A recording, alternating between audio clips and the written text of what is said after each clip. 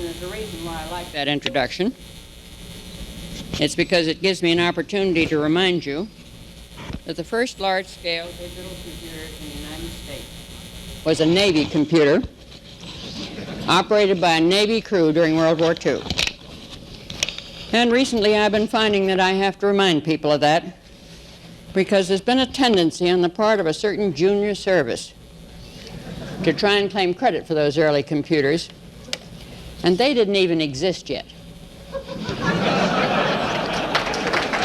So please remember that it was a Navy computer. And if you're wondering why I kept my cap on, I had a reason for that too. It's because this is my identifier. I hope you all know by now that every record in a computer system must have an identifier. That's so you know where to put it and how to get it again. There's something odd about those identifiers, though. They have to be understood both by the person that originally puts it on the record and the person who later looks at the record. That's where my problem has been. I go wandering around airports and people come up to me and say, "When's the next plane leave for Houston?"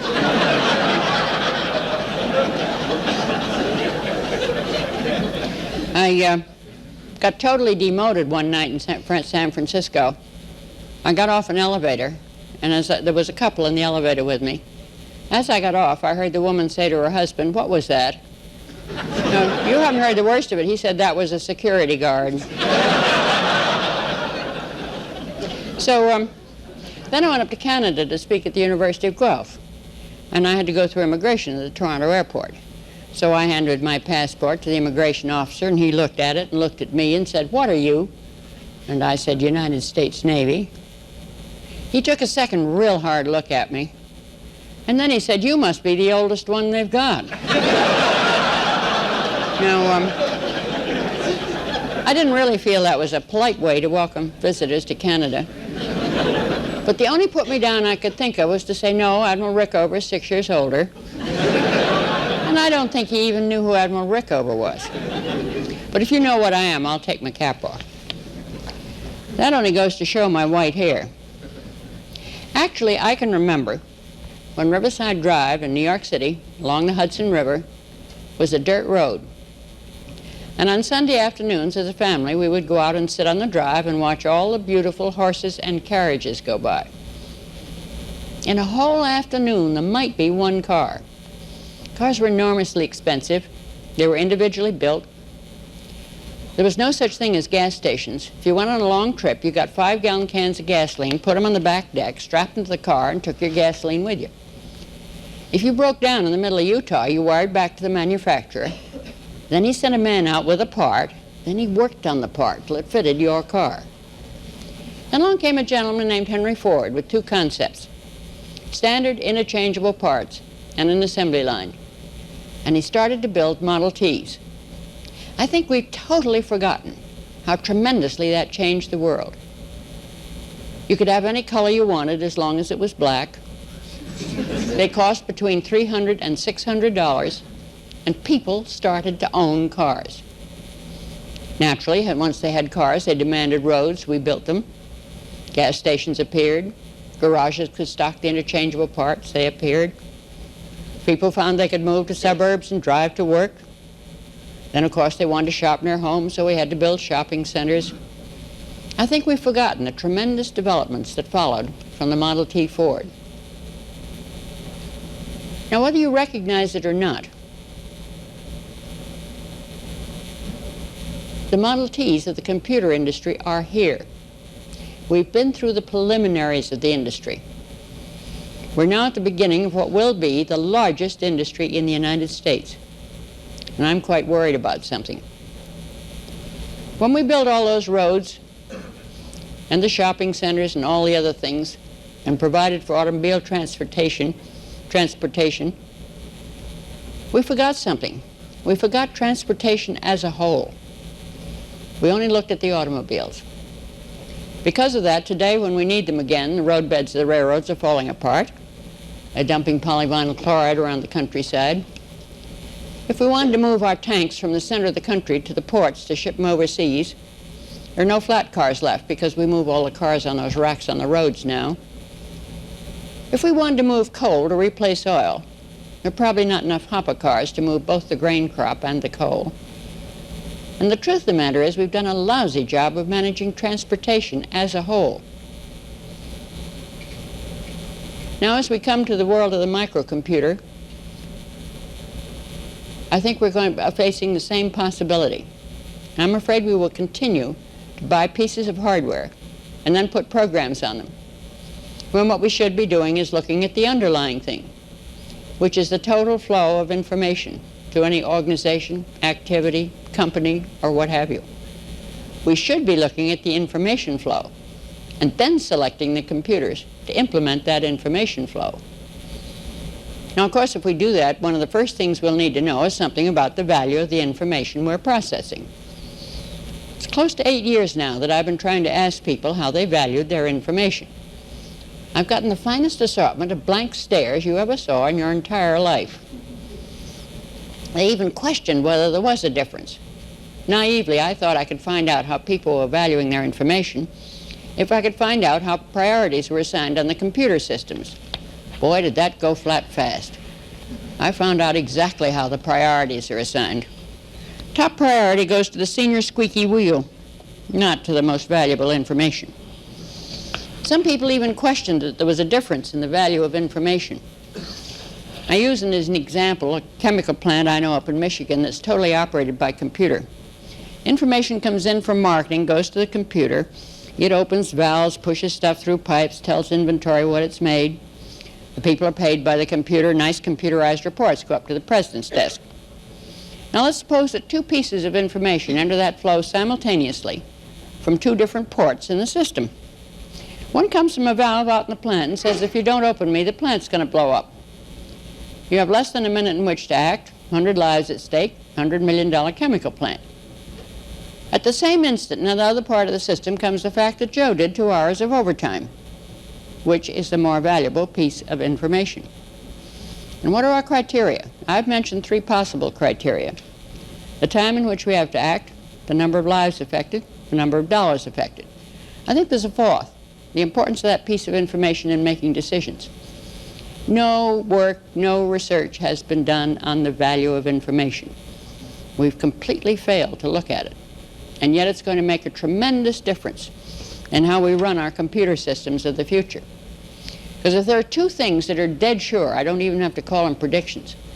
One is that the amount of data and the amount of information will continue to increase, and it's more than linear. And the other is the demand for instant access to that information will increase, and those 2 are in conflict. We've got to know something about the value of the information being processed. Everybody wants their information online. If one department gets an online system, then all the other departments want an online system. In many cases, that's a matter of prestige, not of actual need. I played a very mean trick on one activity. I tucked a counter in every record. Every time the record was looked at, I added one. At the end of 6 months, I printed out everything which had not been looked at. One entire file fell out. Yet the owner of that data had insisted that his information must be online. It was a matter of prestige to have his information online, not that he really needed it there. One outfit has taken a second look at the data from that point of view. It's the Coast Guard. They had a file which contained the complete history of every buoy. And when a ship went out to maintain the buoys, they'd look in the file to see what had been done about the buoy over the last couple of years and whether any message had been left to look at something next time. Those records started years ago as a punch card, and they'd gotten longer and longer and longer and longer over the years. The whole system was slowing down, and yet they needed rapid access to it. So they took a second look at those records. And they said, hey, we don't need that whole record online. All we want online is the last couple of years. We don't need to know when we bought the buoy and how much it cost unless we're going in for a budget to get a new buoy. We can have that answer tomorrow or the next day. They chopped those records. The front end of it that they need for reference to go out and maintain the buoy is online. The rest of the record has gone back to batch, and you can have the answer tomorrow or the next day. Somewhat the same thing has been done by Tactical Air Command at Langley. They were carrying online for assignment on base the complete record and history of every person. The whole system was slowing down because the records were so long. So they took a second look at the records. And they said, hey, we don't need that whole record when we're assigning a man on base. All we need to know is the last couple of schools he's been to and the last couple of assignments he's had. We don't care where he went to high school. So they chopped the records. The immediate past history is online. The rest of it's going back to batch, and if he's going up for an award or a promotion or something, you can have that tomorrow or the next day. They've begun to look, at least, at the time value of the information. There's been no research in this area. There's no one publishing papers, not even on the relative value of information within an organization. Nobody is looking at the value of information or comparative value of different pieces of information. And we've got to look at it because it's cluttering up our online systems. And we've got to know more about the value of information in order to design the systems of the future. I thought up a couple of curves. I have no numbers to put on them. The research hasn't been done yet. But at least I think I can talk about the shape of them. Suppose this is dollars, and this is time. And an event occurs here. Now, the value of the information about that event goes up quite sharply immediately after the event. But the further you get away from the event in time, the more the value of that information levels off. It goes up very sharply, then it levels off. Now, ultimately, it gets replaced by a new piece of information. Or we decide we don't need it online anymore, and we transfer it to the historical files, microfilm, or something like that. Of course, in industry, they have to save it for the IRS. So the value curve probably looks something like that, a sharp rise, a leveling off, and then an eventual transfer to some form of historical file. What about the cost of that information? The cost of information is very, very low at the time of the event. But the further you get away from the event in time, the more the cost you pile up to store it, maintain it, and add any information to it. So the cost curve starts low, and then it goes zooming up. Now, there's a lovely crossover point there. That's the point at which keeping that information in our online system is costing us more than it's worth to us. But because we don't know where that point is, we have no way of getting stuff out of our online systems. And that depends on knowing something of the value and the cost of the information concerned. We've got a big job to do in investigating those areas. As a matter of fact, we don't even know the possible cost of having incorrect information in a system. This vastly upset Lieutenant Colonel Rendleman down at Maxwell Air Force Base, and he decided to investigate the possible cost of having incorrect information in a system. He found a section in the privacy law. Fortunately, most of our government employees don't know it's there, or haven't found it yet, which says that if you have incorrect information in a personnel file, and if because of it someone's denied a promotion or a raise or something like that, they have a right to sue the federal government. It's one of the very few cases in which the individual is directly given the right to sue the federal government, and it's a very powerful paragraph. Whenever any agency fails to maintain any record concerning any individual with such accuracy, relevance, timeliness, and completeness, boy, that's 4 powerful words, as is necessary to assure fairness in any determination relating to the qualifications, character, rights, opportunities of, or benefits to the individual that may be made on the basis of such record, and consequently a determination is made which is adverse to the individual may bring a civil action against the agency, and the district courts of the United States shall have jurisdiction in the matters under the provisions of this subsection. So he decided to find out how much it might cost to have incorrect information in a personnel file. And he said, let's suppose I have a personnel file on 8,000 people.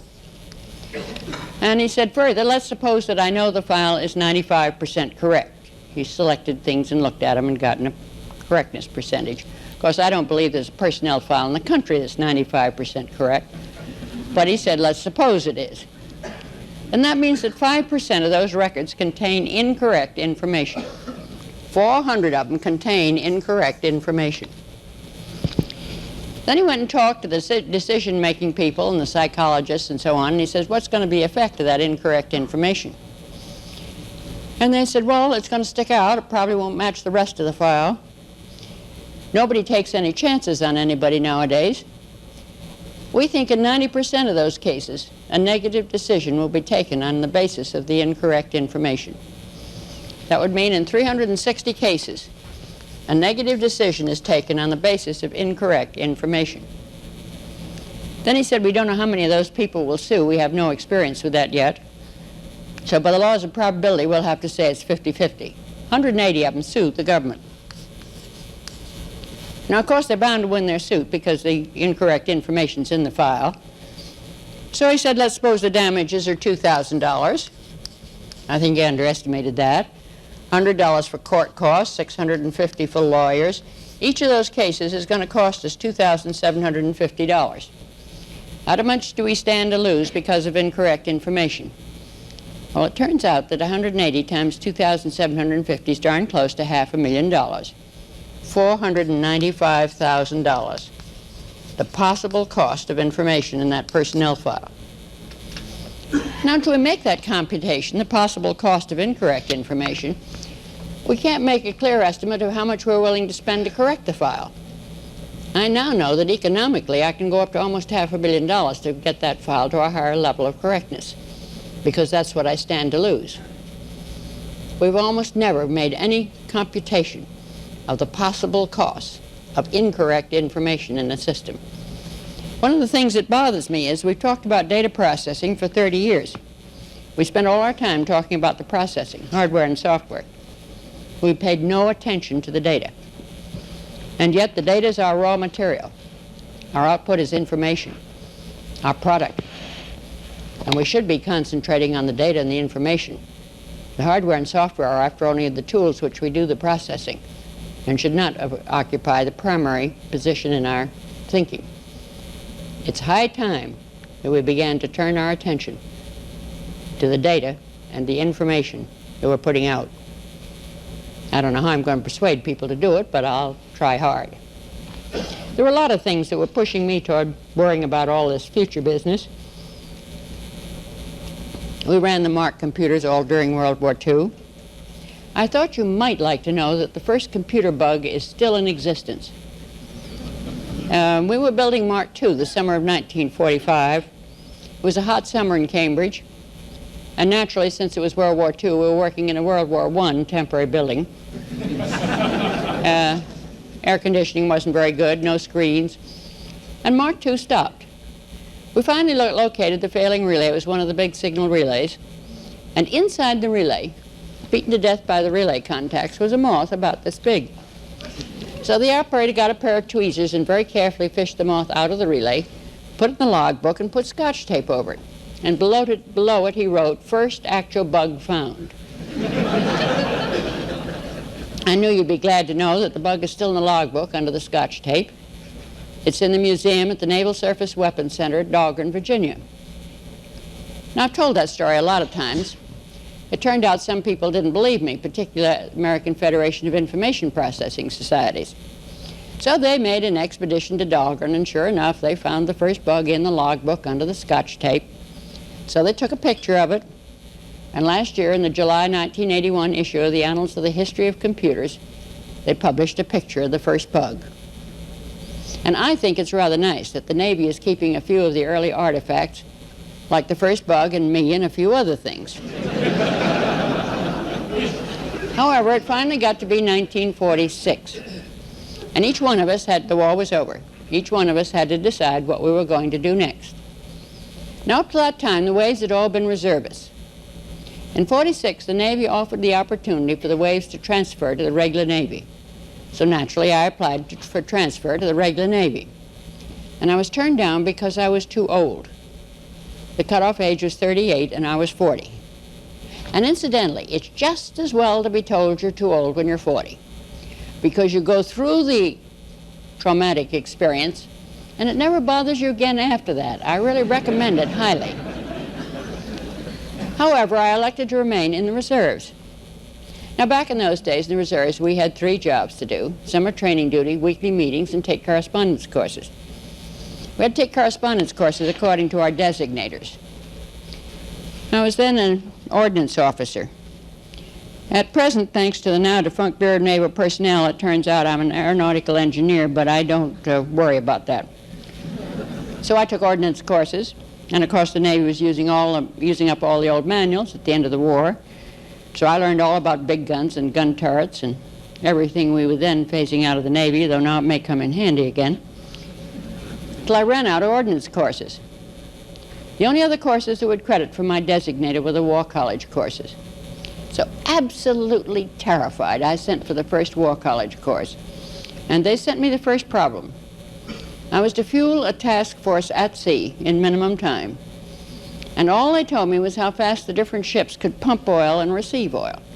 And of course I knew nothing about fueling ships at sea. But I had to do something, so I lined up an oiler and a carrier and started pumping from the oiler to the carrier. Perfectly clear that wasn't going to get me minimum time. So I decided they must have given me the rates for some reason. I looked at those, found I could simultaneously pump oiler to carrier and carrier to destroyer. And they'd both be filling up because the rates were different. Now somewhere along the line, somebody'd given me a course in problem solving. And they'd told me to always extend every solution. So I did. I started pumping from the destroyer to a corvette. We still had some then. That was all working beautifully. But that course had also told me I must generalize every solution. So I did. On the other side of the oiler, I pulled up a cruiser and a destroyer and a corvette. I ended up with half the task force, all hitched up with lines, sailing down the middle of the ocean. And my problem was returned with a comment, an interesting solution. I decided that wasn't the way you fueled ships at sea. Well, along came the next problem. This time they gave me a squadron of submarines, told me scout the Caribbean minimum time. Well, I knew less about submarines than I did about oilers. So this time I called on my friendly computer to help me, and I used a random walk program for each of the submarines. You should have seen that map. I covered it in minimum time. It was beautiful. Only trouble was I had those submarines cutting across each other. They made U-turns, one little circle up here and came back. An interesting solution. I was even beginning to feel some sympathy for the poor guy at the War College that had to read my solutions. And along came the third one, and that was the important one. I was to make a plan to take an island. Then after I completed my plan, I was to make 2 reviews of it.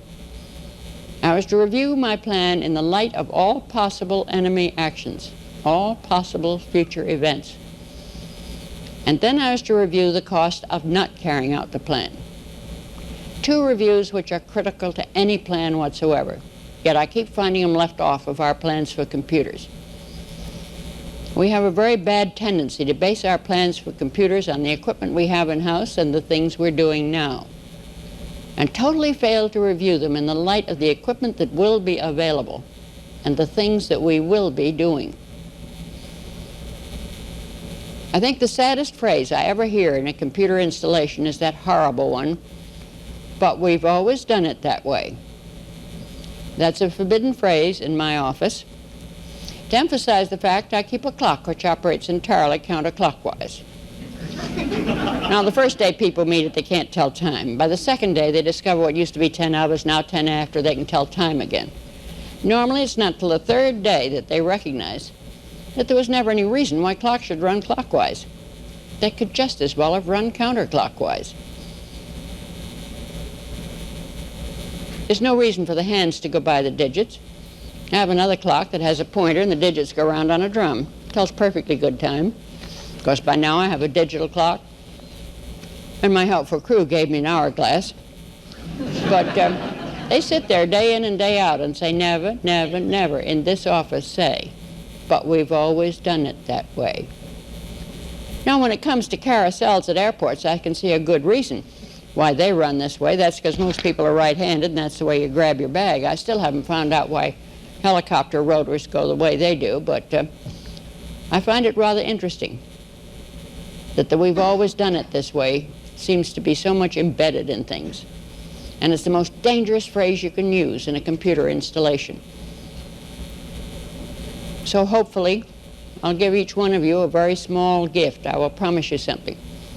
If during the next 12 months, any one of you says, "But we've always done it that way," I will instantly materialize beside you and I will haunt you for 24 hours and see if I can get you to think again. And I know it works. I've already had over 70 letters thanking me for haunting people. I'll be there. We've got to accept the new things that are ahead. One of the major difficulties is the difficulty of changing people's minds. I had to give a presentation for the EDP Policy Committee of the Joint Chiefs of Staff, all admirals and generals. I had to remind those gentlemen that they've had piles of big reports sitting on their desks that they'd had to read and absorb, big decisions they'd had to make.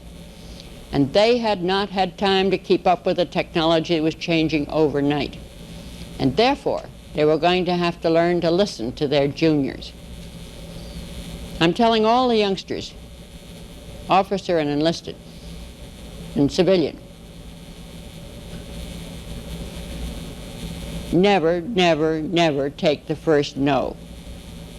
There are a certain number of people in business, industry, government, who always say no the first time you suggest something new because they're lazy. And if they say yes, they're going to have to do something about it. But there's another group that are even more dangerous in a way, who always say no the first time you suggest something new or different because they want to see if you believe in it enough to come back and ask again. So never take the first no. Always go back and ask again. As a matter of fact, I take about 4 no's and then I figure out how to get around the guy, but that technique comes with age.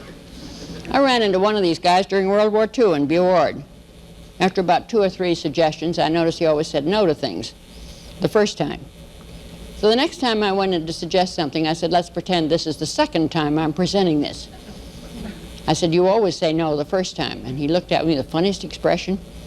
I had him over the barrel from then on because I just go and say, this is the 4th time I'm requesting this. Let's just say yes now. So never, never, never take the first no on a new concept. It's terribly important that we listen to our youngsters. Some very interesting things are happening in the Navy. I know one case of a young lieutenant junior grade who went aboard a ship. The Navy thought it was too small to have a computer.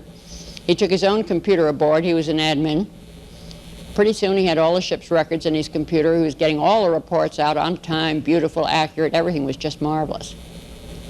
When he was transferred, the captain had to buy his computer. I know another case where the commander of a squadron was told to take his squadron out to a carrier. He found that when he did, he would have to leave all his maintenance records in the Naval Air Rework Facility, the NARF. This didn't please him at all. He wanted the maintenance records of his planes with him. So he went out and bought himself an Apple. With the assistance of an ensign and a DP in the NARF, he borrowed, stole, liberated, copied his records from the NARF into his Apple, got a case for it, put it in the space behind his seat, which is supposed to take his suitcase, and flew off to the carrier with all of his maintenance records and a computer with which to keep them up to date. Every commander of every squadron should have that. Somebody said, are you supposed to do that? He said, I didn't ask. I long ago discovered, of course you don't all have the same advantage I have, but I long ago discovered that the best way to get something done was to do it. And if necessary, apologize. It's much easier to apologize. You have no idea, oh gee, I didn't know I couldn't do that. I can turn into the most helpless old female you ever saw.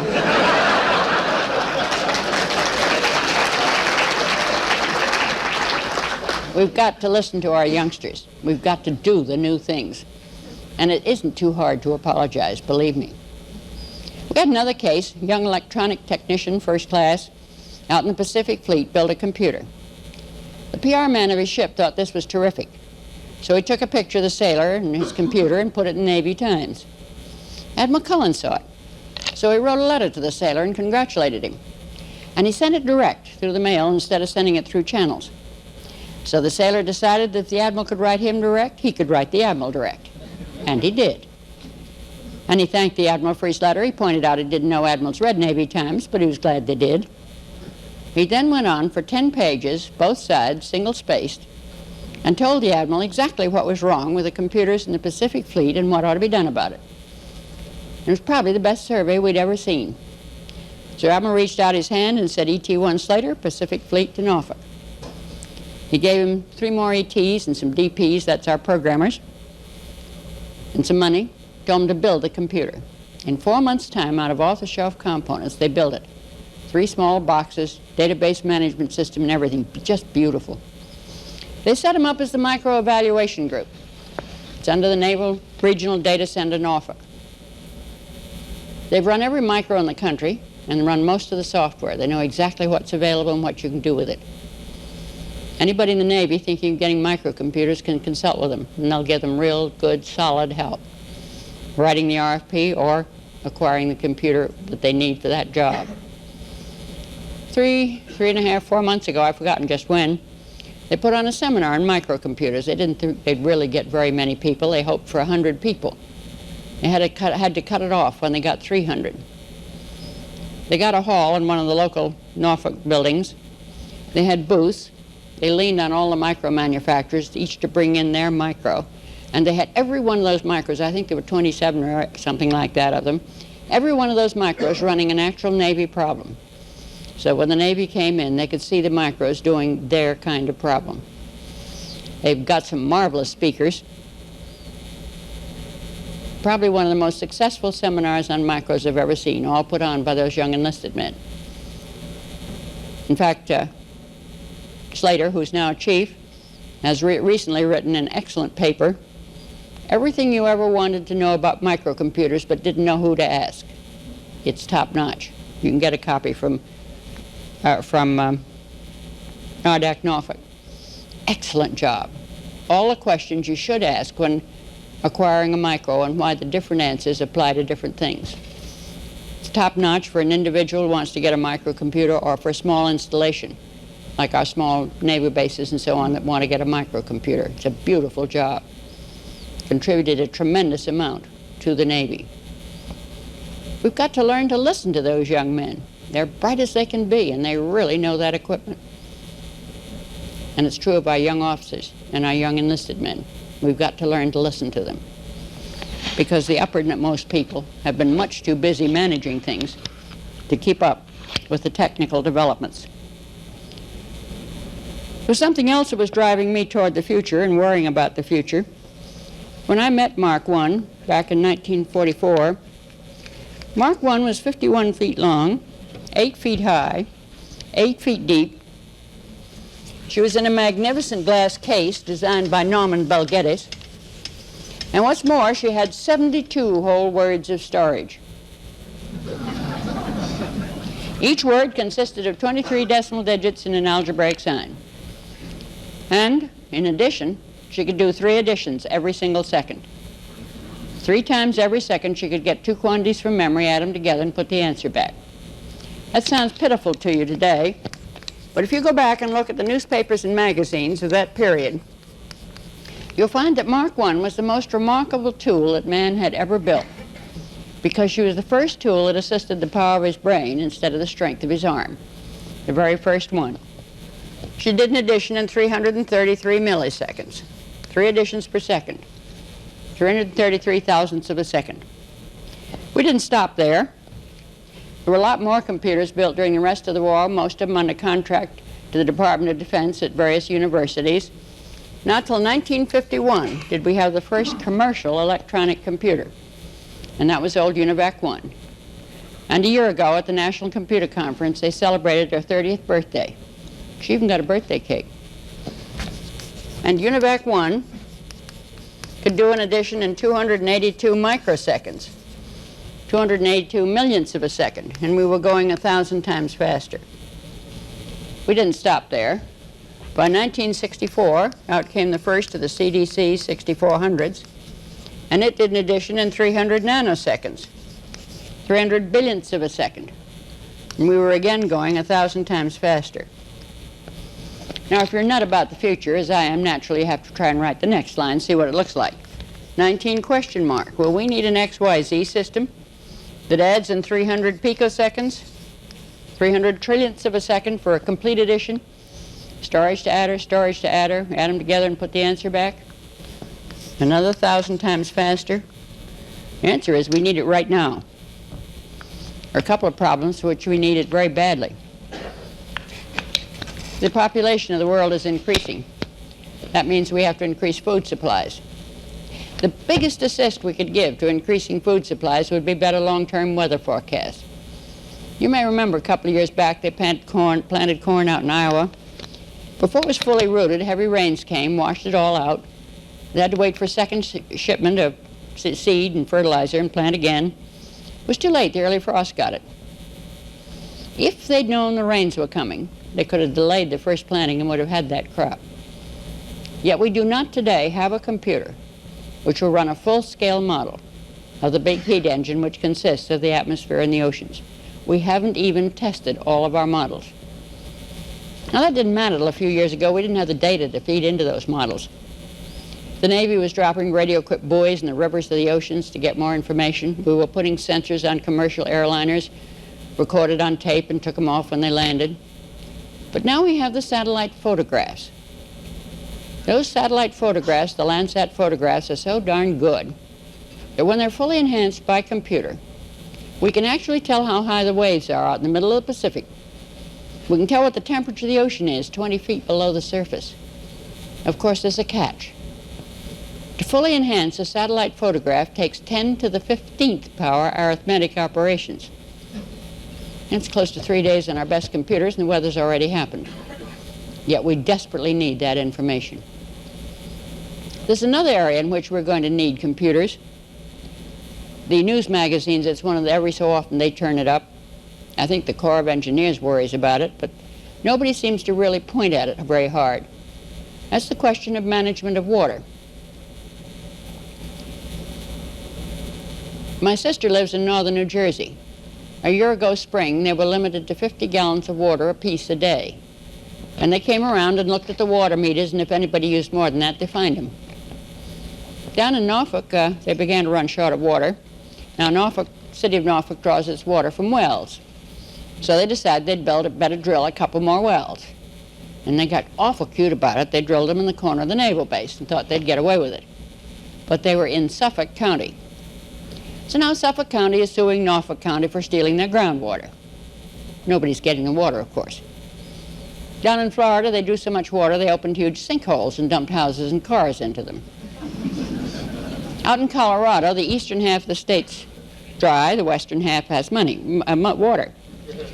So, same thing.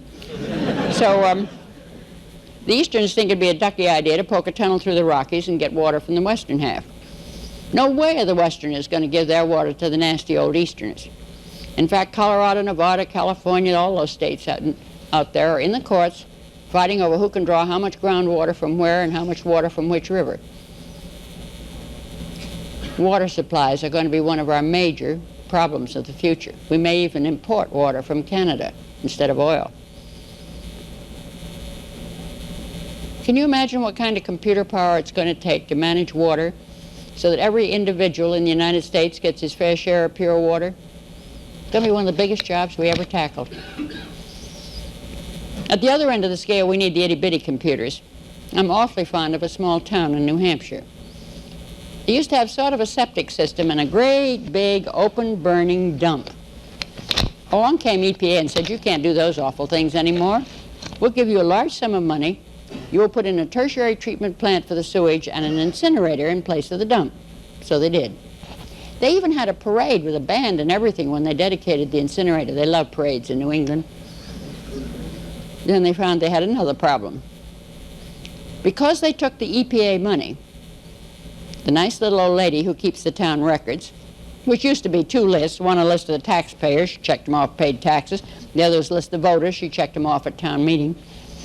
But now she has to report to the township, the county, the state, the federal government, EPA, OSHA, EEOC, IRS, Social Security, government reports. Every one of them is arranged differently and totaled differently. And she's going to have a computer just to get the government reports out. And that's happening to every small business, every doctor, every lawyer, and every small town across the country. We're still going to need the itty-bitty computers. Everything from the itty-bitty up to the great big ones. I said we're going to have some trouble getting there. To explain that, I have to explain something about myself. I'm an extraordinarily annoying employee. I normally drive all of my bosses totally nuts because I won't do anything till I understand what I've been told to do. So when you tell me to do something, I start asking questions till I get a clear picture of what I've been told to do. Well, they told me that first computer was adding in milliseconds. So now I naturally said, what's a millisecond? Well, they told me it was 1,000th of a second.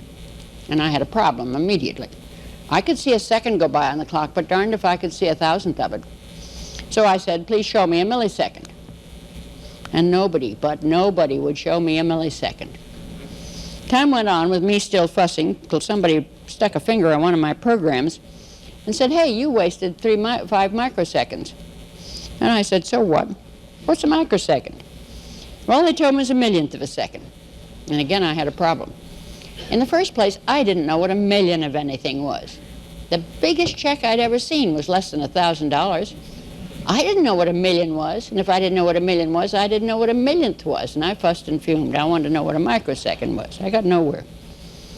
Pretty soon over in the engineering building, they started talking about circuits that acted in nanoseconds, billionths of a second. Well, that really had me on the ropes, because in the first place, I didn't know what a billion was. I don't think most of those guys up in Washington do either. And if you don't know what a billion is, how on earth do you know what a billionth is? I fussed and fumed.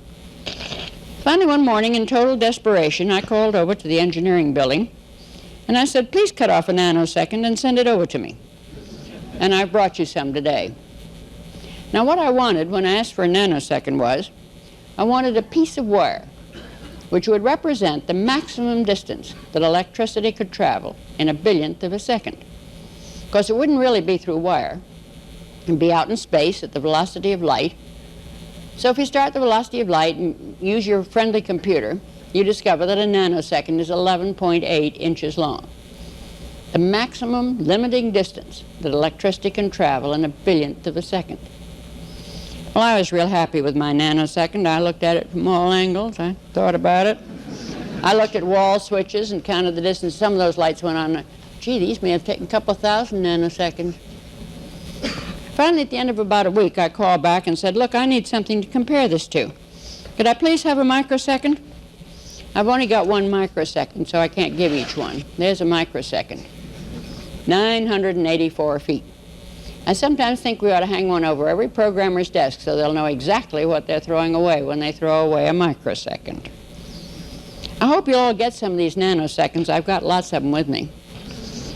They're absolutely marvelous for explaining to wives and children and admirals and generals and people. And you may find yourself in a spot where you have to explain why 2 pieces of equipment have to be close together, or explain to an admiral why it takes so damn long to send a message via satellite because there are an awful lot of nanoseconds. It's very effective, do believe you. So you may need a nanosecond, and I hope you'll get some. I hope you'll feel free to use this demonstration if you need it. There's only one thing you have to be careful about if you're going to use the demonstration. Normally, I put these in my overnight bag and check it. One day, I put them in my shoulder bag and went down to National Airport. And it took me 20 minutes to explain nanoseconds and microseconds before I could board an airplane. So if you caught them around with you, be sure you check them. I've got lots of nanoseconds for you here. I bet you didn't know nanoseconds came in different colors, but they do. But I said I wanted to add in 300 picoseconds. Now, a picosecond is 1,000th of a nanosecond. The best way to make picoseconds is get one of those big pepper grinders, and you can make picoseconds all over the table. 300 picoseconds is going to be 1/3 of a nanosecond. And there's my problem. I haven't got enough distance to get from disk to add or disk to add, or add the two together and put the answer back. I'm beginning to push the velocity of light. Now, Dr. Einstein very carefully explained to us that when matter attains the velocity of light, matter turns into energy. It goes poof. Now, of course, I'm perfectly willing to admit that our bright young engineers are going to get beyond the velocity of light. They're going over into that anti-universe where they have white holes and talk to all the quarks and leptons and gluons and everybody else. But not in the next 5 years. And I need that computer before then. So what am I going to do? Well, I could use my common sense. Except that seems to be the last thing we ever use in connection with computers. Well, if I won't use common sense, maybe I can use history. Back in 1976, we got well accustomed to looking at early history. Let's try that. Now, back in the early days of this country, when they moved heavy objects around, they didn't have any Caterpillar tractors. They didn't have any big cranes. They used oxen. And when they got a great big log on the ground and one ox couldn't budge the darn thing, they did not try to grow a bigger ox. They used 2 oxen. And I think they're trying to tell us something. When we need greater computer power, the answer is not get a bigger computer, it's get another computer, which of course is what common sense would have told us to begin with. Incidentally, common sense is a legitimate scientific technique. The mathematician Polya, who worked at Princeton, he's the man who wrote the 2-volume text on techniques of problem solving. He also wrote a nice little anchor paperback, How to Solve It. And one entire chapter is devoted to the use of common sense in solving problems. Yet we sometimes forget to use it. So the answer is that to get the computer power we're going to need, we're going to have to build systems of computers. Of course, the first answer anybody will give you to that is that'll cost too much, but it won't anymore. The cheapest complete computer you can buy today is probably the old Intel 8021, the first of the 4-bit computers on a chip. 64 words of data storage, 1,000 words of program storage. Those are down to 13 cents a piece if you buy 100 of them. There's nothing to stop us from building systems of computers. Of course, I walked into one difficulty the minute I proposed the idea. I decided that if I was going to have systems of computers, I'd need 3-dimensional flowcharts. So I got some plastic plates, and I could draw charts on each one and pile them up, looked like 3-dimensional chess. When I connected between the plates, I used little pieces of string and Scotch tape, but they fell off. Finally, I remembered Tinker Toy and got a nice Tinker Toy set, and it had square things and round things and sticks to put them together, and I started building 3-dimensional flowcharts. But I ran out of pieces, so I wrote out a requisition for 2 large Tinker Toy sets. 2 days later, here's the boss. Well, Grace, what are we doing now? I have a better suggestion for you today. Get some of those sets the chemists use to show you molecules. Red balls can be computers, blue balls can be databases, yellow balls database managers, green balls switches, and you can build a model of a system of computers and how they communicate and which ones are connected to which others. And you're going to have to get out of the plane of the paper. You can't draw them on flat paper anymore. They've got to be in 3 dimensions. And you're going to have to explain to people what these systems of computers are doing. And I think the best solution is get one of those chemistry sets if you can. Of course, you may have to explain why you're ordering one, but at least I've warned you what happens when you ask for such things out of the thin air.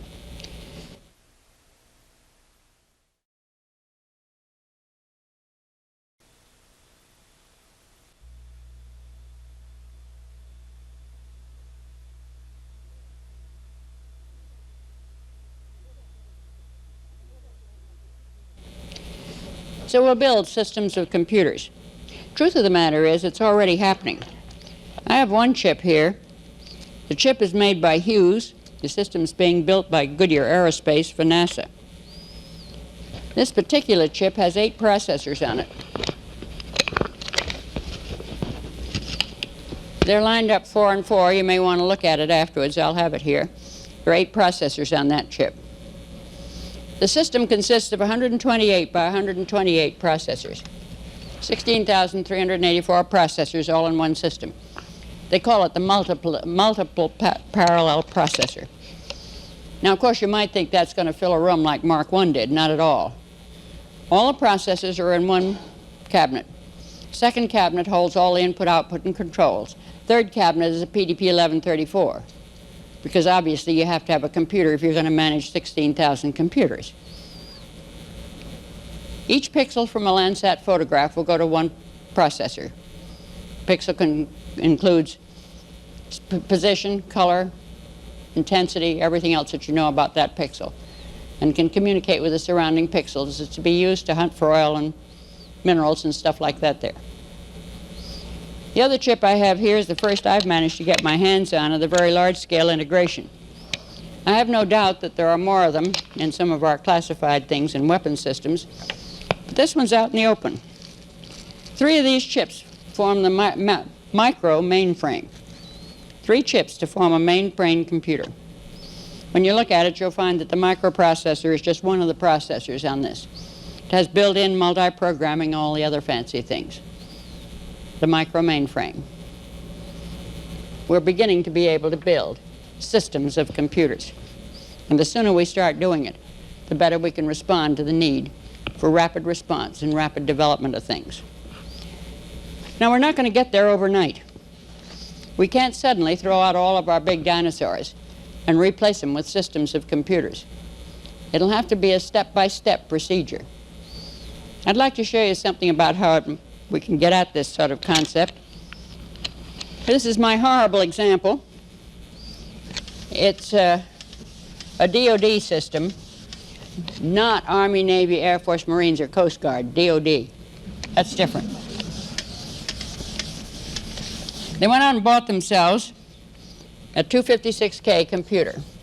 And of course, they were going to put great big problems on it. Along came the manufacturer and said, you can't run that thing without an operating system. So they loaded in an operating system, of which 35K is resident at all times. The rest out on disk, you call it in when you need it. Well, they didn't want it to take naps or rest, so they said we better multi-program it. So in went a multi-programming system, of which 28K is resident at all times. Some of you may recognize which computer this is, but don't mention it out loud. It's a rather well-known one. Then they wanted to hang terminals on it so they could ask questions and put in programs, so they had to have time sharing. 35K plus 2K for each of 6 terminals, for a total of 47K for time sharing. Then they wanted communications. They wanted to talk telephone lines, so that was 10K, not too bad. Then they had to have security. So far, we are doing very, very badly on the score of security. We're doing a very poor job, not only in government, but in industry, at protecting valuable information and protecting against fraud and theft. I think mostly people forget how many reasons there are for security. First, of course, there's national security, but we'll leave that to you and the Department of Defense. There's company security, company confidential information that has to be protected. Do you realize there have already been cases where companies have listened to each other's microwave when they were bidding competitively on projects? That's not only not very nice, it's illegal. Then there's the question of personal security, personal information. You realize there have already been cases where people accessed personal information and used it to blackmail people? That is also illegal. And then there's fraud and theft. And regrettably, it's increasing. I lecture in the white collar and computer crime course down at the FBI Academy. I asked them if they had a message they wanted me to give people, and I've been spreading it all around the country. They said, please tell people if their system is broken, let us know. We've got to know what's happening. They showed me the case. A man in a bank, an officer of a bank, stole a large amount of money using the computer. He was discovered and he was fired. But the bank didn't want the stockholders and depositors to know they'd lost all that money, so they covered it up. So he threatened to go to the newspapers unless they gave him a letter of recommendation. And they did. He went to a second bank. He stole a large amount of money. It was discovered, he was fired, and he blackmailed him for a letter of recommendation. It wasn't until he got to the third bank that it was reported to the FBI, as it should have been in the very beginning. The failure to report was very, very costly. They also showed me another case. We haven't been telling our youngsters that it is not funny to use other people's computer time and to erase other people's data. A youngster out in Kansas City broke the network of a software house that was providing services to other companies. He got tired of playing with it, so he sent a message through the network to the managers at the network. And he said, I have all of your access codes, and he listed them. I have all of your personal ID codes, and he listed them and who they belonged to. Then he said, I'll tell you how I did it, and I'll promise never to do it again if you'll give me a red Chevette equipped with a radio telephone and please fill it with gasoline. The FBI got him. Then there was the case, it was in the Washington and New York papers. Canada Cement Lafarge found that someone was not only using their computer but wiping out their data. So they called in the Royal Canadian Mounted Police and Bell of Canada, and the calls were traced to the border. You called in the FBI and Mother Bell, and the calls were traced to the Dalton School in New York City. The offenders turned out to be 4 12-year-old boys, now known as the Dalton Gang. So I said to the FBI, well, what are you going to do with all these youngsters? And they muttered about juvenile delinquents. I said, oh, don't do that. Make them work for us. They might be able to make the worldwide military command and control system work.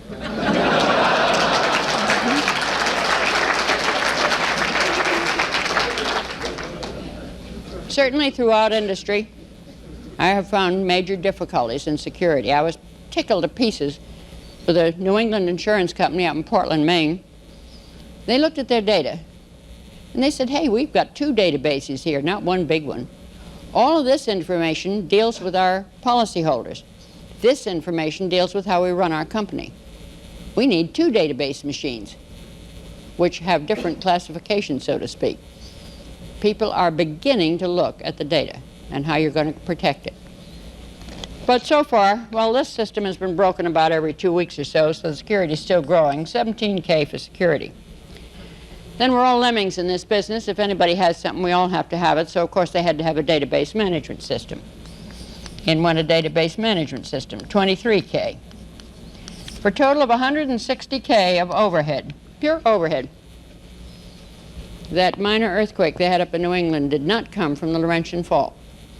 When my sainted Scots grandfather heard about this, he rolled over in his grave. 160K for overhead. I left them with 96K to put their programs in. But they couldn't run a 96K program because they were multi-programming, so they had to have at least 3 partitions in there. Programmers are limited to 32K per program, and ain't that ducky. You buy a 256K computer and you can write a 32K program. Have you looked at your overhead lately? Let's get rid of it. Let's start building a system of computers.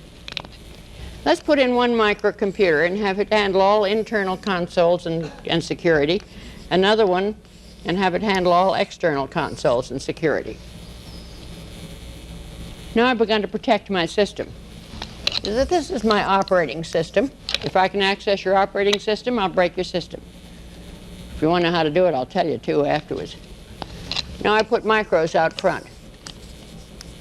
A terminal calls in. The micro asks for the ID of the person operating the terminal. You give it. The micro breaks the connection and calls back the terminal on which that ID is legal. Now why go through a callback procedure? Look at those kids calling in. They got the telephone number of Canada Cement Lafarge. They called in. The microcomputer asks for an ID. You give an ID. Now it's either you either borrowed, stolen, copied, or bought someone's ID, and all those have already occurred. You give it. Micro breaks the connection. It'll never call back the illegal terminal. And short of piggybacking or an actual wiring within the building, you don't get over that. It has another advantage in that either the micro or the mainframe can change the number of the terminal number, so that you may know your access number, but you do not know the number assigned to your terminal because it may have been changed 2 minutes ago. And it's a fairly good way. I wish more of the banks were using it, the callback procedure, because it's much easier to keep people out of a system to begin with than it is to get them out after they've gotten in. Now let's put a third micro in and have it handle the database. Database manager. That concept has a long and interesting history and is a good example of the way we do not accept new ideas. It was first proposed by Bell Labs in 1972, and they showed that a back-end computer went faster and cost less to manage the data. Nobody paid any attention. In 1974, they published a paper, Back-End Computer for Database Management. I can't believe people read it. Nobody did anything about it. Usually we listen to Bell Labs. 1977, the Army, working with Kansas State University in Cullinane, put a back-end computer for database management. Showed it went faster and cost less, but even they're not doing it. 3 years ago at the National Computer Conference at Anaheim, they showed the first of the database machines. A machine built to do database management. It's not a computer, it doesn't compute, except to count one once in a while. A database manager. People didn't pay attention. Finally, this year, 10 years after we first latched onto the idea, the Navy's putting a database machine in at Point Mugu. And I have a paper here by Frank Malabarba, Database Machines, It's About Time. I can't understand why it's taken us so long to realize that a better specialized machine to handle database was always going to go faster than a general purpose machine. Plus the fact that the minute you go to database machines, you can have more than one database. And in a Navy installation, we could have one database which was highly classified and another one which was open. And it means that more than one computer can access the database. So the concept of database machine is very much at the heart of building the systems of computers of the future and the concept of multiple databases. And that was why I was so happy with that New England insurance company that recognized that right in front of them there was clearly two separate databases, one for the insured and one for their own company. And if we look at our data, we'll find in most cases that it does break down pretty clearly.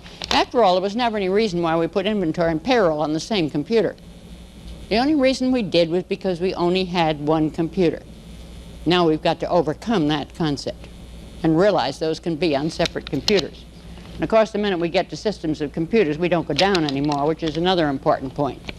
Now I can put 3 more computers in here, 4, 5, and 6, to run those 3 problems that I wanted to run. They'll run in parallel instead of sequentially under multi-programming.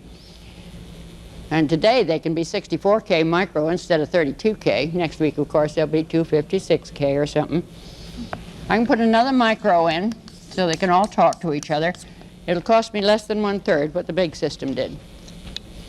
So the sooner I move to systems of computers, the faster I'm going to go, the better security I'll have, and the less it'll cost me. All good reasons for moving toward systems of computers. But it won't happen overnight. Only recently have we persuaded our admiral to send out the order to all of the NORDACs. Identify the first system you're going to pull off and put on a separate computer. Maybe by the time our big mainframes are about to pass out, we will have begun to get our things into a system of computers. It means looking ahead. It means planning ahead. And it's going to take us the next 5 to 10 years to get there. And it's awfully hard to get somebody to do it on their watch when the payoff will not come this year. But we've got to begin to look ahead and plan for the systems of computers of the future. And I hope at least one of you will get a set of those nice gadgets they use in chemistry and start constructing a system of computers. And you can even have different kinds of bonds between them, one of which you know is classified, the other's not, and so on and so forth. I think you'll have lots of fun starting to design the systems of computers of the future. Well, so far I've talked only about data and hardware. We've got to do something about software. One of the big cries today is that software costs too much and you can't maintain it. Combination of a proof by Dr. Haney and my crew, we developed a technique which has paid off in a rather big way, particularly from the point of view of maintaining a system. Now, Dr. Haney proved something rather interesting. You may want to repeat it to your programmers. It's very good for them. Programmers tend to believe something that's mathematical. So if you can get a mathematical proof, they're much more apt to believe it than all the orders in creation. Dr. Haney said, suppose I have a piece of a program and I make a change in it. Do I have enough programmers here to know what happens when you do that? You probably have to make another change. The darn things ripple. All right, he said, let P be the probability that if I make a change, it causes another change. Then he said, I'd like to know, on the average, how many changes do I have to make as a result of that first change? Well, that's the expected value. The statisticians have told us how to compute it. E is the first change, plus the second change times the probability that I have to make it, P. But sometimes the second change causes a third change, P squared. Sometimes a third causes a fourth, P cubed. It's the infinite series. But probability is always 1 or less. So the mathematicians have told me that in that case, the sum of that series is 1 over 1 minus P. So if I have some real good applications programmers, if the chances if they make a change is going to be 1 in 10 that they'll have to make another change, this becomes 1 over 1 minus a tenth, 1 over 9 tenths, 1.111111, which looks like something I can live with. But I practically never have a system which consists of only one module. So now let's have another module. And now I'll behave like a normal mathematician. This is the ith module, and this is the jth module. And now Pij is the probability that if we make a change in the ith module, it'll cause a change in the jth module. I change something in the selector, it upsets the I.O. Now I'd like to know how many changes do I expect to make as a result of that first change. Now incidentally, we've run into that more than once. I've known cases where they made one change, it caused 30 changes, that caused about 500 changes, and at that point they decided they better throw it away and start over again. In this case, Dr. Haney's proof shows that in this case, the expected value turns out to be 1 over 1 minus NP, where P is the probability that a change in one module will cause a change in another one, and N's the number of modules. Now let N, suppose I have 100 modules in this system. It's an operating system or a database management system or a great big application. And now I have systems programmers, who are much better, of course, than applications programmers. So now the probability that they make a change that's going to cause another change is 1 in 100. How many changes will I expect to make as a result of that first change? This should be a minus sign, I'm sorry. 1 over 1 minus 100 times 100th is 1, which is 1 over 0, which is infinity, and the system will not stabilize. We've been awful close to that point. You can probably all remember cases where we changed something in the I.O. and a week later the whole system blew up and you didn't know where it started from. Is there an answer to it? And the answer is yes, there is. That is to make all of the Pij's 0. Well, what's that mean? It means you write the system in independent modules. Modules such they have one entrance point and one exit point. And no module ever accesses the interior of any other module. Never touches it. And the way you exchange data between the modules is through a series of interfaces. This module puts something down, another module picks it up. I asked my crew to build me a COBOL compiler for the 8K ruggedized Nova. Of course, everybody knew you couldn't do that, but they did. I asked them to build it entirely in independent modules, and they developed a technique which I found extremely useful, and so did they. They had a microcomputer. They kept all of the modules on the microcomputer as a file. So anytime anybody wanted to look at one of the independent modules, he could call it up and look at it. They also kept a file of the interfaces. By the number of the interface, the contents of the interface, and who was in charge of the interface, followed by a list of the other modules and who was in charge of it. So if anybody wanted to change an interface, he could immediately find out who he had to check with before he could change that interface. And they didn't have that awful case if you change something over here and it blows up over here next week. They had the modules themselves and the interfaces completely under control. They were in the microcomputer, and at any given moment, any one of them could look at them. And one second class petty officer, 2 third class, and 1 seaman in 4 months' time built a COBOL compiler. That's normally 2 years. They did a magnificent job. And part of it, I think, was the fact that they had the file of the modules and the interfaces to work with. Also, when they were transferred and a new group came in, the documentation was complete for them to add to it, to change it, because any module could be pulled out without affecting any other module. All you had to check were those interfaces. And there was a complete record of those interfaces. So maybe there's something we can think about toward easier building of systems of software and of managing not only the software development itself, but also the maintenance. Well, it finally got to be 1966, and I got a letter from the Chief of Naval Personnel. And the first paragraph said, "You have completed 23 years in the reserves, which is more than 20. And I knew that. The second paragraph was also aimed right at me. It said, "You have attained age 60. I knew that, too. The third paragraph said, "Here are the blanks. Please apply for retirement." So I did. And I was officially placed on the Naval Reserve retired list with the rank of commander on the 31st of December, 1966. The saddest day of my life. I left out one thing. Going back to that course I had from the War College, the second review I was to make review the cost of not doing something. Now we did that for all the islands. We looked at the cost in men and material of taking an island. Then we looked at the consequences of bypassing the island. and some we took, like Saipan and Tinian. Others we bypassed, like Truk. That study was always made. What is the cost of not doing this? I've long advocated the use of the standard high-level languages. And I'd go to one of our data processing installations and say, why aren't you using standard COBOL instead of all those bells and whistles the vendor gives you?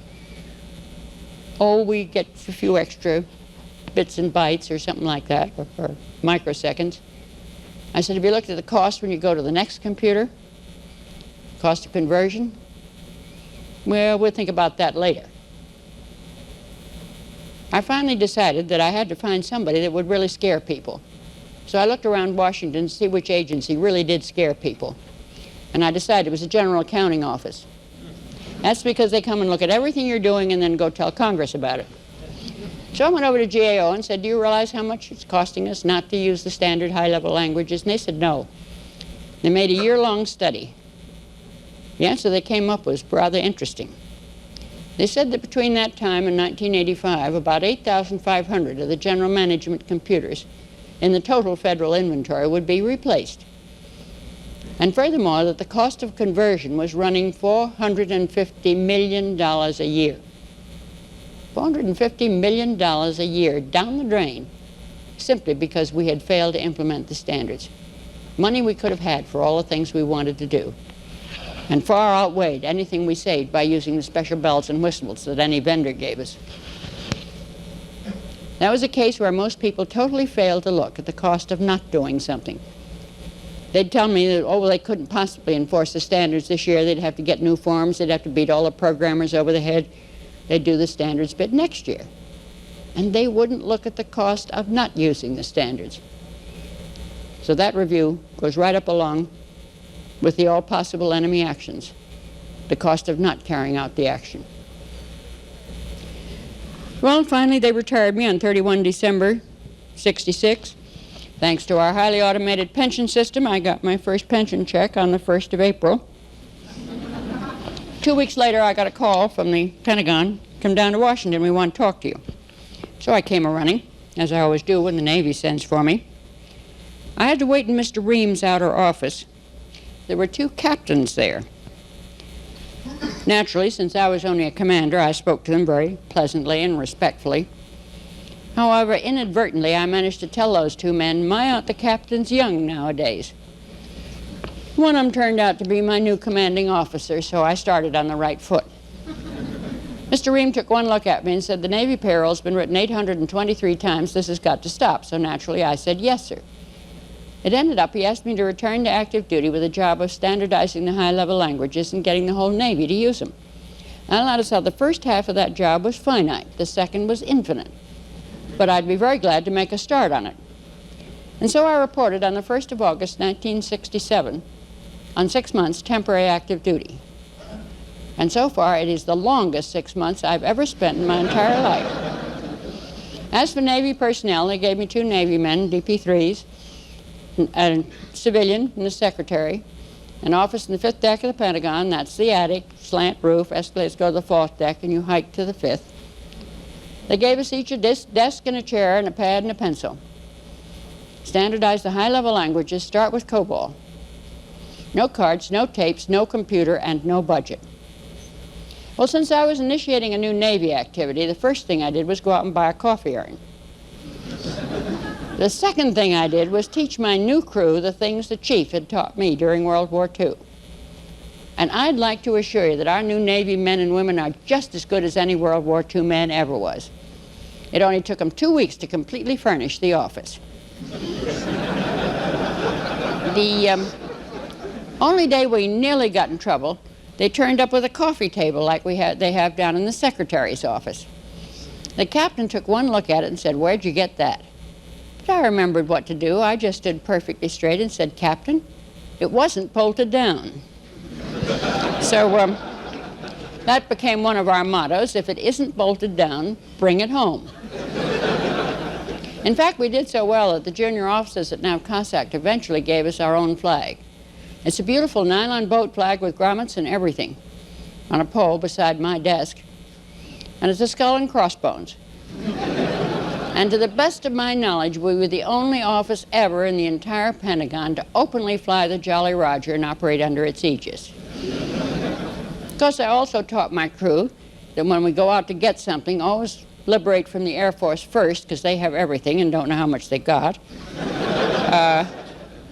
Second, if you can't get it that way, try the Army, because they have almost everything and they can't count. And there's no use trying to liberate anything from the Seabees or the Marines, because they liberated it to begin with. We survived, one way or another, on no budget. We had no money to buy computer time. We lived on the slack in the Pentagon computers. No good chief operator will ever schedule a computer 24 hours a day, 7 days a week. He leaves 5 minutes here, 10 there, 15 there, for the things that happen when you operate systems of computers. If he didn't need his slack time, my crew made friends with every chief operator of the Pentagon. I never knew how they got in some places, and I didn't ask. They'd call us and say, can you use 5 minutes? Can you use 10 minutes? That meant our programs had to run on anybody's computer. Of course, everybody knew you couldn't do that. Except my crew didn't know you couldn't do that. One third-class petty officer wrote a program, low-level COBOL. It asks you which computer you're on.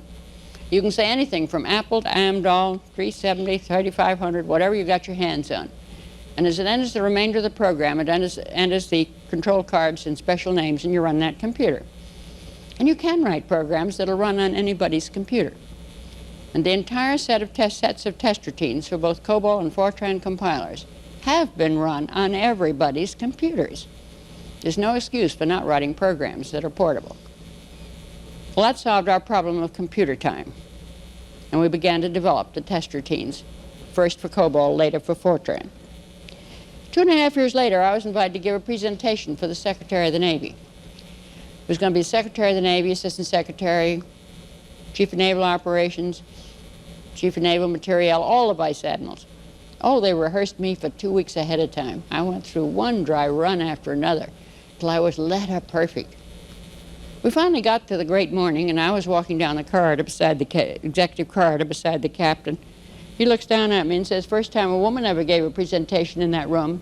That was so I'd feel more at ease, more comfortable. He let me get about 10 feet further, and he says, first time anybody below the rank of captain ever gave a presentation in that room. He had me in good shape when I got there.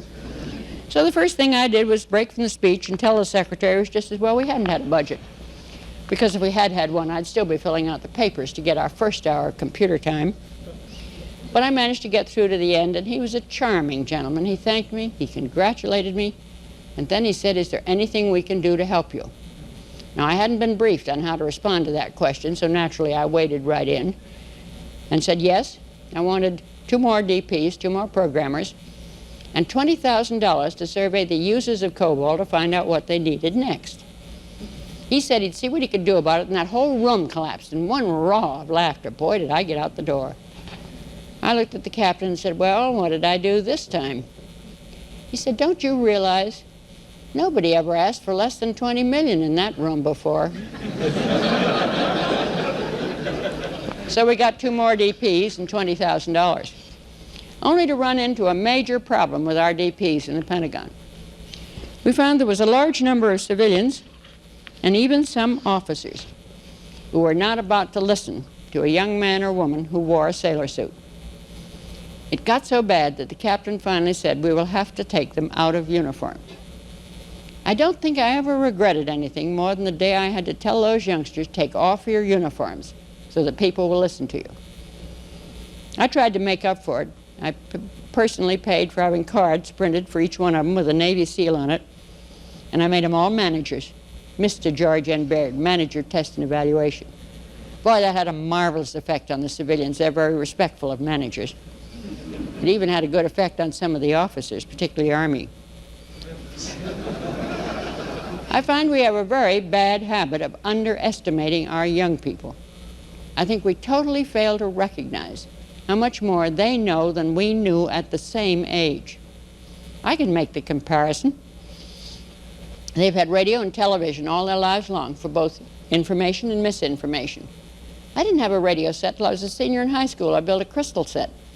I didn't have a vacuum tube set till I was a senior in college. It was the year the super heterodyne circuit first came out. I knew man would never walk on the moon. They know he has. They know all about jet airplanes. They can't remember their first flight in an airplane. They were taken on a jet to visit their grandparents when they were babies. I didn't fly in an airplane till I was a sophomore in college. I spent $10, and that was a heck of a lot of money in 1925. I went up in an open cockpit biplane built out of wood and linen and wire. And it went up about 150 feet and floated along about 80 miles an hour. I'd be scared to death to go near it today. They know all about jets. I was reminded of this not long ago, because I was walking out to take Allegheny's itty-bitty commuter flight from Washington to Philadelphia. I guess it's Ransom Airlines now. And there was a young man beside me. He was looking up at that plane. Finally, he turned to me and he said, "Is that thing safe?" And I said, "Yeah, why not?" He said, "I've never flown in a prop plane before."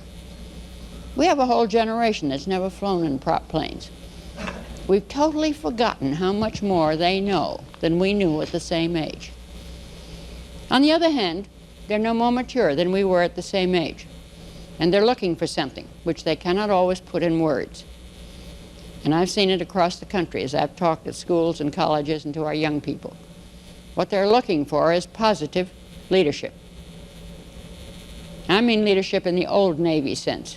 It's a two-way street. It's loyally up and loyally down. It's respect for your superior and keep him informed of what you're up to, and take care of your crew. We've forgotten that. We think leadership only comes from some guy up there at the top. It's everybody's job.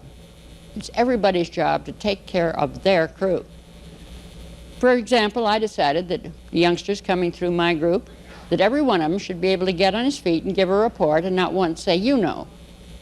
So I put a little square box on the desk with a slot in it, and if they said "you know" during a report, they had to put a quarter in. Now, we didn't take the quarters, but it tied up their capital. And you'd be surprised how fast they learned not to say "you know."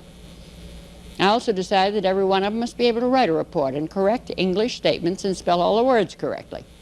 I bought 5 dictionaries. It also meant a lot of extra time for me with the red ink at nights and weekends, and then explaining for the changes. Yet before they left, every single one of those 50 or so youngsters was able to give orally and in writing a correct report in good English and spell all the words correctly. I think we forget that the 4- and 5-year-olds are learning arithmetic, the little professor. The 6-year-olds are getting speak and spell. You better look out, there's going to be a generation coming that'll know how to spell. The 7-year-olds, of course, are learning basic, running the computers. I know one man that bought a computer and took it home. His son is teaching him basic. His son's 7. Of course, I know another guy that took a computer home. Now he has to apply to his 3 children for computer time. They're tremendously bright, and they're out there, the brightest youngsters we have ever had. Now, they're not coming from the 2 coasts and the big cities. They're coming from farm country where they still believe you have to work to earn something and work to learn something. North Dakota, South Dakota, Idaho, Wyoming, Utah, Nebraska, Kansas, Kentucky, Tennessee, northern Alabama, northern Georgia, southern Indiana, southern Illinois, West Texas. They're coming from out there in the farm country where they still have good schools, and they still believe you have to work to learn something. They're out there, the brightest we have ever had. And yet somewhere in the last 30 years we lost that word leadership. We went overboard for management, partly under the influence of Mr. McNamara, partly under the business schools. We concentrated on this quarter's bottom line, this year's fitness report. We forgot to look ahead for the next 5 years for any enterprise. And we lost that concept of leadership. Loyalty up and loyalty down. It's the one thing those youngsters are looking for. You can't do it all by management. If I had a Marine standing here beside me, what he would say would be, when the going gets rough, you cannot manage a man into combat. You must lead him. And I think he would further add, you manage things, you lead people. We need to bring that back very badly, not only in the armed forces, but in all of government, throughout business and industry. It's the one thing that those youngsters are really looking for, good, positive leadership. Well, eventually, The test routines were successful. The order went out which said all compilers brought into the inventory of the Department of Defense should be tested. You Navy shall set up a compiler testing service, which was done, and we started testing all Fortran and COBOL compilers for the Department of Defense. That left the rest of the federal government to worry about. National Bureau of Standards came and got a copy of our programs. We were glad to share them until 2 weeks later. Our programs had been printing out at the top of every page of every report, U.S. Navy compiler test. I found them loose in Washington, and they were printing out NBS compiler test, and boy, was I mad. They came around and wanted a new updated set of the programs, and I said I wouldn't give them one. I was promptly told that politically I must cooperate with the National Bureau of Standards. So I thought it over for 2 whole days. And I finally gave them a new set of the programs, and as I did, I promised them, if they again attempted to change U.S. Navy into NBS, it would blow their operating system off their computer. Well, eventually we held a peace conference and exchanged our prisoners of war.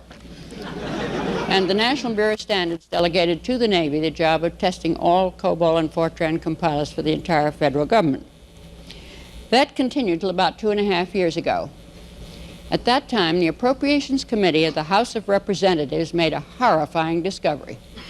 They discovered, to their horror, that the Navy was performing a federal function. In their completely horrified state, they picked the compiler testing service out of the Navy and put it over in the General Services Administration. Now, I might be real worried about them over there, except I trained them all. They're all ex-Navy. I think they're doing all right. Since they got over there, they've gotten all new offices, all new furniture, and 2 new computers. Every 3 months, they put out a certified compiler list, which lists all compilers which have been tested and certified to meet the ANSI specifications, all the way from Apple to Amdahl and everything in between. And there is a COBOL for Apple, and it has passed the standards test. For both COBOL and Fortran, they're all listed, and you can even get the details of the tests. Most of them cost around $8 or $9 for the complete details of the test of any given compiler. So, at last, we're beginning to be able to implement the standard high-level languages. I'm tremendously proud of what those youngsters have accomplished. 2 of them received the Navy Achievement Award for leading the development of those test routines. One received the Navy Achievement Award for leading the development of the COBOL compiler for the 8K ruggedized Nova. We're particularly proud of one member of the group. She finished her courses. She was a second-class petty officer, so we shipped her off to OCS.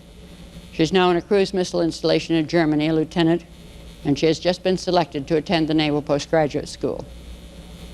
For myself, I've probably spent the busiest, most exciting, most challenging, and most interesting 15 years I've ever spent in my entire life, and I've loved every single minute of it.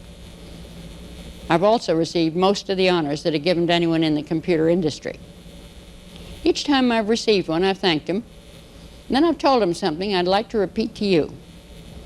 I have already received the highest award I will ever receive, no matter how long I live, no matter how many more jobs I may have. And that has been the privilege and the responsibility of serving very proudly in the United States Navy. Thank you all, and don't forget to get a nanosecond.